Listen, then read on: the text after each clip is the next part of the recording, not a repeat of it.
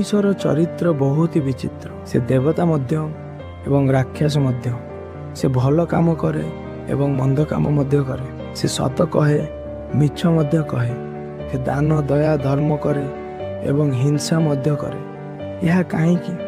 କାହିଁକି ତାର ପ୍ରକୃତି ଏତେ ବିଚିତ୍ର? କାହିଁକି ତାର ମନ ଦିନରୁ ରାତି ହେଲା ଭଳି ଭଲରୁ ମନ୍ଦ ଏବଂ ମନ୍ଦରୁ ଭଲ ହୁଏ? ଆମ ସମାଜରେ ଠକ, ଚୋର, ଢୋଙ୍ଗୀ, ଭ୍ରଷ୍ଟ, ମଦୁଆ, ଅହଙ୍କାରୀ, ଅନ୍ଧବିଶ୍ୱାସ, ମୂର୍ଖ, କପଟୀ, ବଳତ୍କାରୀ, ଶୋଷଣକାରୀ, ଅଭଦ୍ର, କଠୋର, ବର୍ବାଦ, ଅବାନ୍ତର ଏବଂ ଅନିଷ୍ଟ ଲୋକ ଅଛନ୍ତି।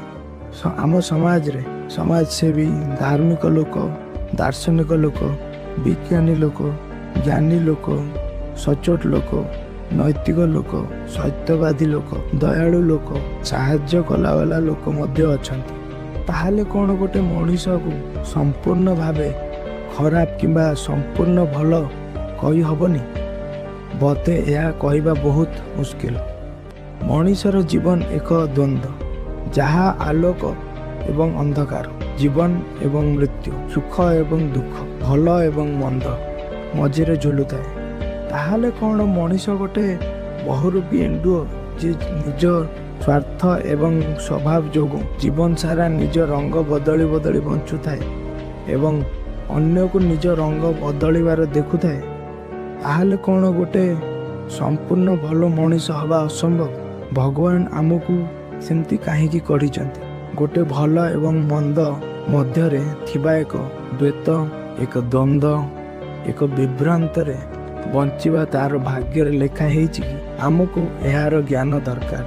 ନିଜ ଜୀବନରେ ଆମକୁ ଭଲ ସତରେ କ'ଣ ଜାଣିବାକୁ ପଡ଼ିବ, ଖୋଜିବାକୁ ପଡ଼ିବ। ଜ୍ଞାନ ହିଁ ତାର ଏକମାତ୍ର ରାସ୍ତା। ମଣିଷ ଭିତରେ ବିବେକ ଏବଂ ଚେତନା ଶକ୍ତି ଅଛି, ଦୟା ଏବଂ କରୁଣା ମଧ୍ୟ ଅଛି, କିନ୍ତୁ ଜ୍ଞାନ ଦ୍ୱାରା ତାର ରାସ୍ତା ଖୋଲେ। ଜ୍ଞାନ ଗୋଟେ ଅମଣିଷକୁ ମଣିଷ କରିଦିଏ।